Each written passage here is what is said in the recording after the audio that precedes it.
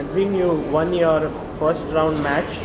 How difficult was it, these two games against them? Well, of course, in the first game, I went a bit crazy in the opening. I thought I had checked this line and that it was giving me some hopes to play for a win. And then during the game, I realized I'm just much worse, and I just gave up on, tried to, somehow fish in the water. But my position was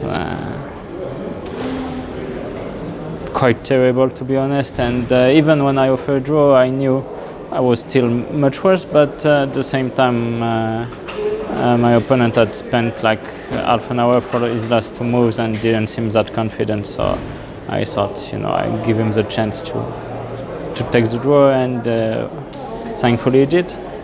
And then in the second game, it's this sort of Gyoko piano where not much seems to be happening, and then suddenly White is just taking over on the whole board, first on the queen side and then on the king side, and after bishop takes h6, I calculated more or less until the end, and there was just nothing he could do.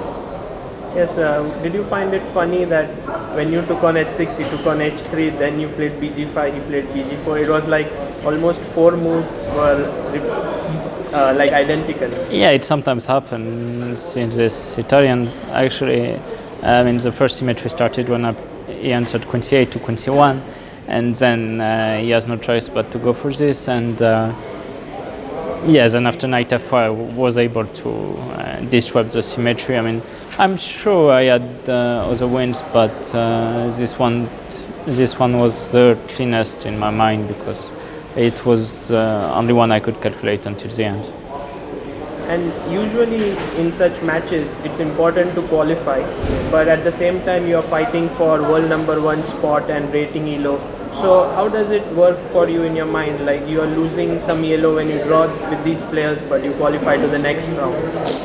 Yeah, at first it was in my mind, of course, in the first game, and then after I went crazy, I realized, first of all, I knew that this was not, there was no easy opponent, and the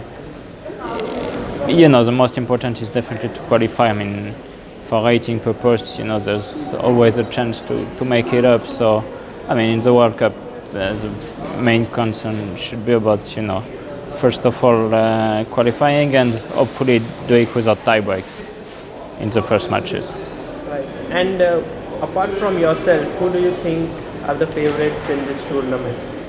Well, there's no doubt that there's one clear favorite, and that is unfortunately not me.